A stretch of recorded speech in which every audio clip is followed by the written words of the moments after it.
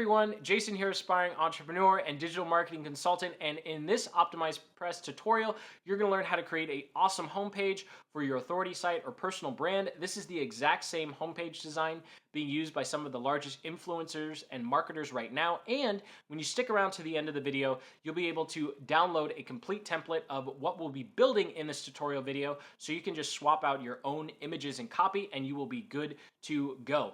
Designing an effective homepage is so important to not only conversions, but your long-term brand as well, because you have less than 8 seconds to convince a new visitor that you are worth their time and attention. So we're going to walk through the 5 elements to a high converting and brand building homepage, along with a step-by-step process on how to put this page together. So with that, let's go ahead, jump into my screen. Now, the first step to designing your homepage is getting some inspiration. So there are a couple of places you can go.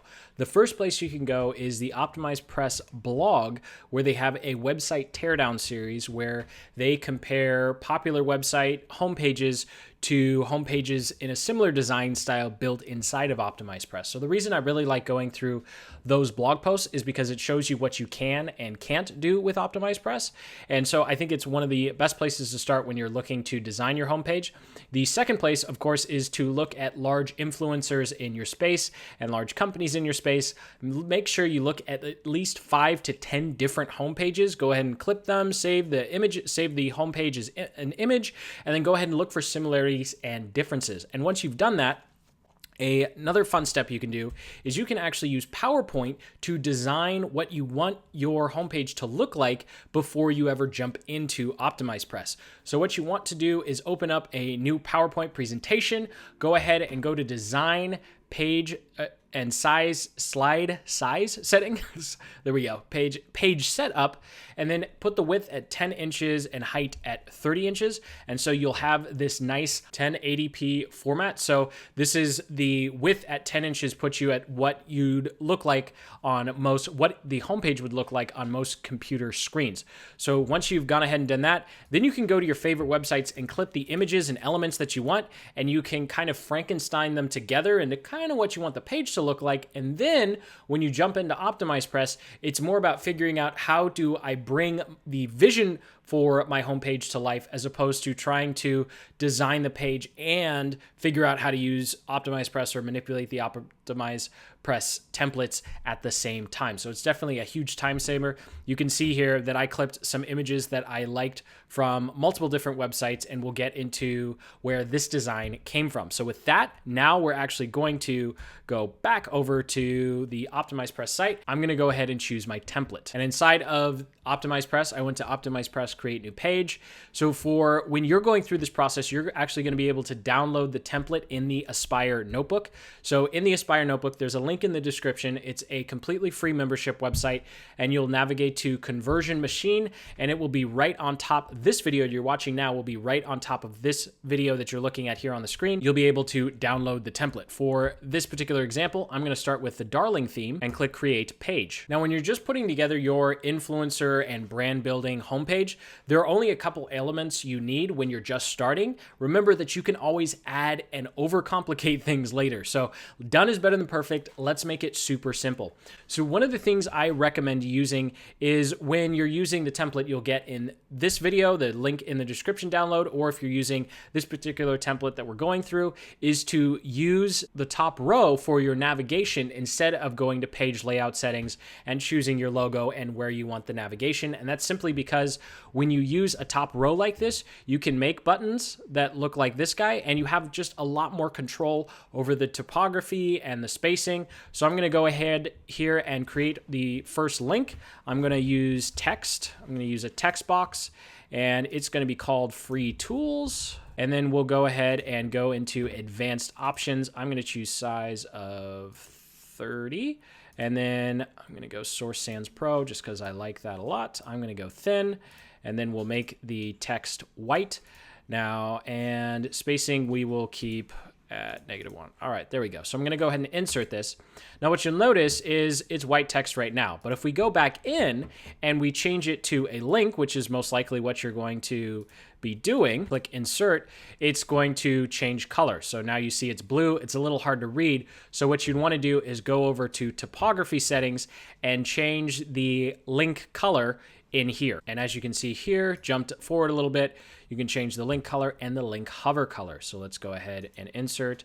And now the link text should be white. And then when we hover over it, it'll become that weird green looking color. So you can see here, free tools. That's how you add all of the links up here. Of course, you can use a button if you want to pull attention to a specific call to action. So the only other thing we have to do is to swap out our logo. So I'm going to go ahead and select my logo file, insert into post, and that is all there is to it. So I'm going to go ahead and hide, and there you go. So this is the top part, and the next section we have is the feature section. So I'm actually going to jump over to the template that you'll be able to download. So I'm going to go Command 2 here and remove all these things. So in your feature area, there are a couple things you can do. If you don't already have a picture of yourself with the background removed, or the site isn't about yourself, it's more about the offer or the service, then you can use something like this. You can see here I have the main headline, a little bit of subtext to give them an idea of what they get when they click the main call to action button. And I recommend with your homepage having one main call to action. And so the main call to action here is to sign up for the free Aspire notebook, where you can download the free template.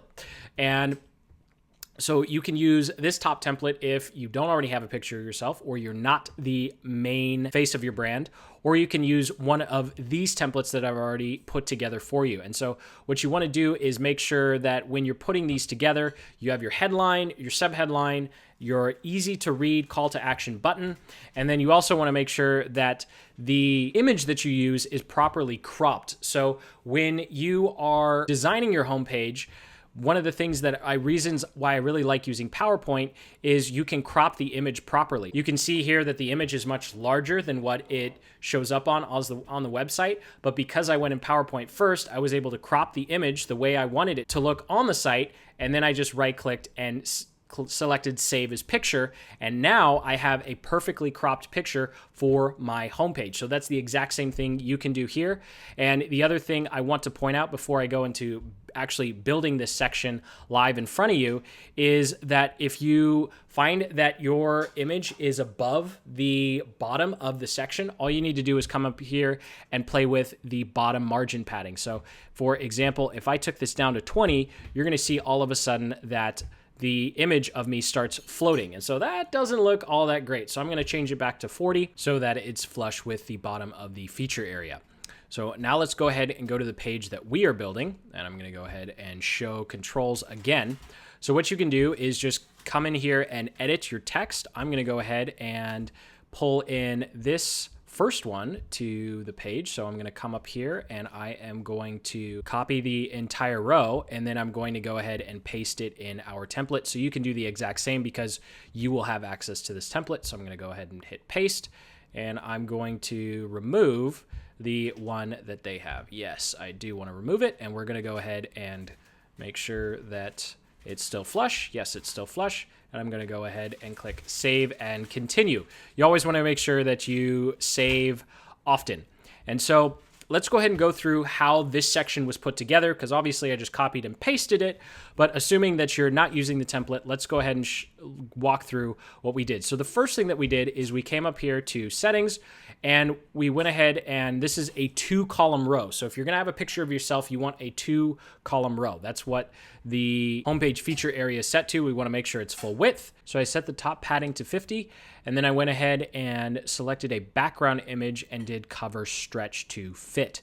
Now, it's very, very hard in OptimizePress to know which part of the image is actually going to show up. Of course, you can play with the padding to make sure that enough of the image is being shown. But one of the other reasons that I really like, I'm going to keep going back to this PowerPoint, is that inside PowerPoint, I actually cropped this larger image. So I clicked and dragged and looked about where I wanted the image to be cropped. So I went ahead and cropped it. And there are two things you can do. You can notice here that I actually went ahead and changed the color of the image inside of PowerPoint. The other thing you can do is if you have a really bright image, you can come in here and put a background color image overlay, which means that you're going to put a kind of tint on the image. So you can come in here and you can choose a kind of grayish, a little bit of a grayish, and then play with the transparency, and that'll take a really bright photo and put this kind of gray layer over it so that it's easier to read the text. But again, if you go the PowerPoint route, then you've already played with that and you have the ability. You can come in here, you click on the image and just go to artistic effects, and you can play with all these. That's literally all I did to find a dark enough version of this image that it would be easy for the white text to show up. Now, or you can go ahead and do the color in here. I'm going to go ahead and delete that because we already have the color, and put that back to 0. And that's all you need to do for the background. So we're using 2 columns. We've added an image to the background. So the next step, of course, is coming up with our headline. And the basic headline, what we used is we used the basic text box. And then I just went into advanced settings and changed the size and font, and I just kind of messed around with it until I found a size and font that I liked. Now, one of the things you can do is if you want to make sure that there is a line break in a particular part of your headline, you can come in here. Most of the time you'll see P and then /P. So if that's not in there, you want to go ahead and add that, and then you can just add a break so that you can tell OptimizePress, this is where I want the line to break. So the BR in between those 2 brackets, we're going to go ahead and insert, and now you will see build the business you love. So no matter what screen size it is, there's always going to be a break there. And then the next element, which is the subheadline, again, we used a basic text box and made the font a little smaller than the headline. So here we did 24 pixels and Source Sans Pro, of course, white font. And then you can play with the padding if you want to have more space in between your headline and your subheadline. So I'm actually just going to go ahead and change this to 10 so we can kind of see the difference. Insert. And now you'll see the subheadline is a little closer to the headline. And we're going to go ahead and do this. And now for the button itself, because you want to pop up, you're going to add an overlay optimizer element. So we're going to go ahead and I'm going to pretend like this isn't here. I'm going to click add element, and then I'm going to search for overlay optimizer, and we're going to want it to go on it. Whoops, click too fast. You're going to want to go on a button. So I created a custom button, or you can use a button from the template that you're using. So you just go ahead and into button designer, and then we'll go ahead and insert. It'll insert the button, and then you click the little edit icon to insert what's going to pop up here. So what you want to pop up here is a opt-in box. So we're going to go ahead and opt in. We're going to select a opt-in box and then choose an opt-in box that you like. Normally you want to have one stacked when it's popping up, and using one like this is a really quick and easy way to go. So we're just going to select custom form. You give it a headline, you give it a subheadline, and again, the headline and subheadline should essentially say the same thing that your main headline and your main subheadline said, just in a different way, or provide more details on exactly what they're going to get as a result of opting in. Go ahead and choose your email integration, and if you don't have an email integration, just go ahead and put your own email address. You can always come back later and set that up correctly. Go ahead and insert, and now you have a pop-up opt-in box. So I'm just going to go ahead and click update, and I'll show you what the template one looks like. Very, very similar. Definitely would want to change that font. Man, that is not coming through well at all. So that is really all there is to it, to the homepage feature area. I'm going to go ahead and delete that. And again, in the template, you're going to have all of this. So I'm just kind of walking through for you to know how you can build your own and modify it by yourself. I'm actually going to go ahead and remove this section because I don't want it. So the next step is providing people with a clear path to navigate through your website, or reinforcing the main site call to action. So I'm going to go back to our template here. I'm going to scroll down. And so this is somewhat of the next section of your homepage is going to look like after you've created that feature area. And essentially, if you don't have a really strong opt-in offer, or you don't want to drive people directly to that offer that you're making in your feature area, then here is where you would have links to other parts of your website or other media that you provide. So this is all about content marketing and showing value to the people who are coming to your site. So for example, here, I'm just reinforcing the offer that I've made. So I talk about peak productivity hacks, content marketing plans, and sales funnel blueprints, and the Learn More button pops up the exact same light box as the button in the feature area. If you want people to navigate more through your site, you can have a link to your blog, you could have a link to your podcast or an About Me. Essentially, either reinforce the offer that you're making in the feature area, or have clear calls to action for people to go to different parts of your site. And so that is what we're going to do here. I'm going to go ahead and copy this row again and bring it over to the template that we are using. And you can see here, it looks very similar. I use the stock template here. I just deleted a bunch of these. I'm just saving ourselves a bunch of time by dropping it in. So I used a headline element here, then I used a normal text box. I just made the text really, really big. And again, when you have long sentences like this, you probably want to go into the text and tell OptimizePress where you want the break to happen, especially if you want to make sure that someone doesn't come to your page and then there's just 2 or 3 awkward little words. So adding a break halfway through the sentence is a great way to make sure that the text kind of always formats correctly. And of course, you do want to test this in your mobile preview as well to make sure there aren't any awkward spaces. So I'm just going to go ahead and insert. And even though it looks the same, no matter what the page size is, it's always going to cut off after life. And so I'm going to hide controls again so we can easily go through this. And then for here, we just use the basic icons feature block. So we chose feature block, and then we just chose the first one. And then we went ahead and how many columns? We're going to do 1. We're going to add new. And then we're going to come up here and scroll all the way down to these black and white icons. Like, let's just say we're going to choose this one and we're going to give it a tile, sales funnels rock. And then awesome text about why they should click. Awesome. And then we go ahead and click insert. I'm going to click X because I want to keep the productivity hacks there. And so we do that for each one of these, and we go ahead and change the icons to somewhat match. You can always come back later and make your own graphics or icons for this section, and I end the section with learn more. However, if each one of these goes to a different place, all we need to do is we're going to go ahead and duplicate this. And instead of using a lightbox, we would have a just normal button here. And the normal button would take them to the different parts of the site. So let's say, for example, this first one says peak productivity hacks from the blog. This could take us to the blog. And then for content marketing, like let's say there's a special YouTube playlist that I have or a special category in my blog. So I can say learn more about content marketing. And then the learn more button would take people to the blog archive, but filtered by all of the content marketing posts. So even though 2 links would go to the blog, they're allowing people to easily get to the information that they want. And really, that's the purpose of this section if you're not explicitly trying to get someone to opt into your list. And then, of course, if I did sales funnel blueprints, either I'd send them to a sales funnel podcast that I have, which I don't. So I would just filter out a blog category of all the posts that talk about sales funnels. And when they click the link, learn more link, they would go to the blog archive of all the sales funnels. And so I use that example because if you don't have a bunch of media sources to send people to, it's really easy to just segment the different types of information you have on your blog so people can easily find it. So I'm going to go ahead and click X, okay, and click X, okay.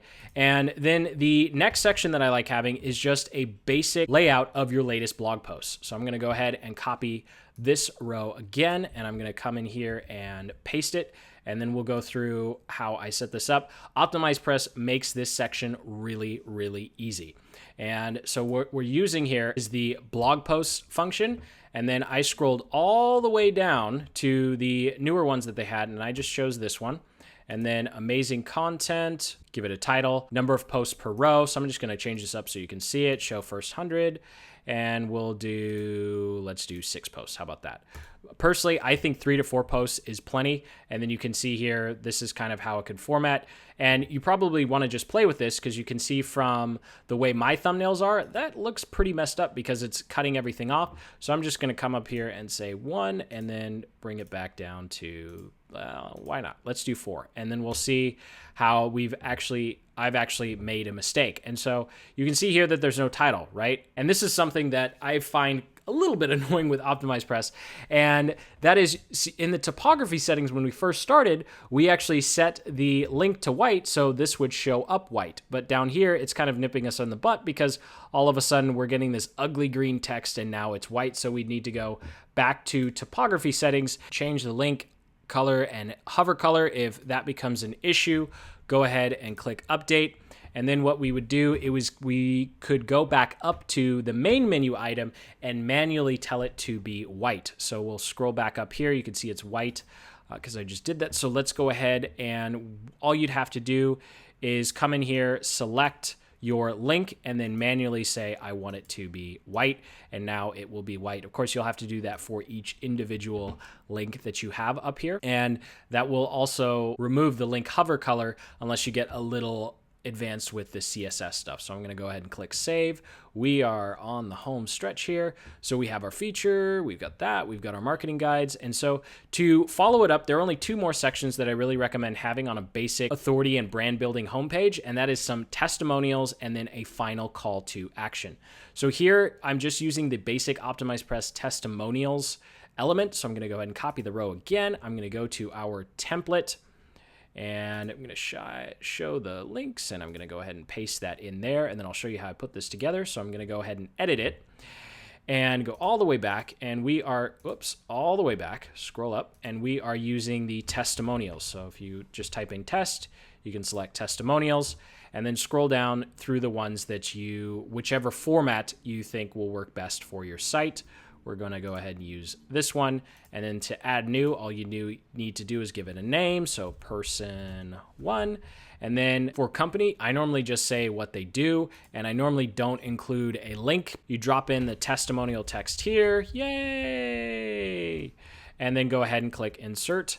And I did that 3 different times. So I'd say probably 2 to 3 testimonials is as many as you need to have without it being super overwhelming or getting too cluttered on your homepage.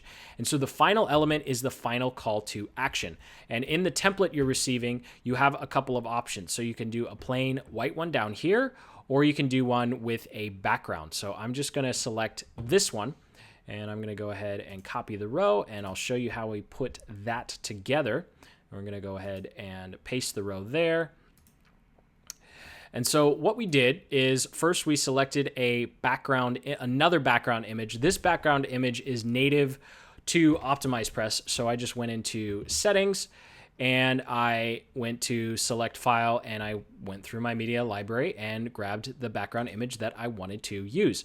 Again, you can use the color overlay and transparency to make the image a little darker, or just make sure that you're using a dark image to start.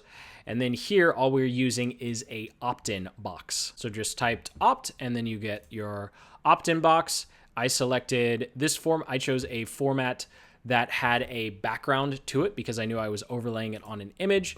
And then we go ahead, you can add the headline, and really you can, again, have this a variation of the headline you had at the top, just kind of saying the same thing in a different way. You're just saying the same thing over and over and over again because you're just communicating the value that someone will receive as a result of taking you up on your opt-in offer. Definitely just saying newsletter is not really a strong enough call to action. Nobody really wants a newsletter. So being really explicit with, hey, do you want to get this result? Then enter your name and email, and this is how this is going to help you. So I'm going to go ahead and X that out. That's all we did for that opt-in box. And with that, you are done with your homepage. So we're going to go ahead and click save and continue. One more time, we're still in draft. Make sure when you're ready, you go ahead and click publish. And I'm going to go ahead and click preview public link. And so here is our basic brand building authority and influencer homepage. We have our top header section where we have our logo and we have links that we want people to go to. I would definitely recommend adding a link to your blog and adding a link to an about you or about us page here in addition to the free tools or the free trial. So free tools is some sort of link that gives them the opportunity to join your email list via some sort of opt-in offer, and then free trial or products or services takes them to a sales page or a pricing page or a sales video. We have our feature area image, which is very clear. It's either you or it's just a nice background image with a clear headline and subheadline with a button for them to take you up on the offer. Or you could have an explainer video here that they could click on and have a light box pop up and the explainer video play. Then we have the 3 or 4 paths that people can go to. So here, if you just have a blog, then you could segment out 3 or 4 different types of content that you have and make a little icon bullet point like we have done here, and essentially just give new visitors an option to go dive deeper into that topic instead of scrolling and scrolling through your blog looking for what they want. Or if you have a clear offer that you're making on your homepage, like I have in this particular example, then 3 or 4 icon style bullet points or your own custom graphic that talks about the benefits of the offer. And then we have 3 or 4 posts from the blog. And finally, we have testimonials and another call to action. Of course, there's always more you can add to your homepage, but I think this is a great place to start. It's something that you could put together in an afternoon or a weekend using OptimizePress, especially when you leverage the copy done for you template in the Aspire notebook. So congratulations, you are done. That's all there is to it, to building a authority and branded homepage for an influencer or small business. Go ahead and make sure you check out the link in the description to get the Aspire notebook, and the table of contents in the description that is timestamped so you can jump back and forth in this tutorial as you build your own homepage. Thank you for watching. I hope you found this video informative and actionable. If you got some value out of this video, go ahead and hit that like button and then subscribe, because over on my channel, I'm documenting the entire process of what it takes to build an online business from scratch, and putting together a awesome, high converting and brand building homepage is just one small piece of that bigger picture of building a business from nothing. So go ahead and comment below if you have any questions about this OptimizePress tutorial. Make sure you check out the link in the description to the Aspire notebook, where you can download this template along with some other OptimizePress member templates as well. And as always, keep building the business you love. Take care.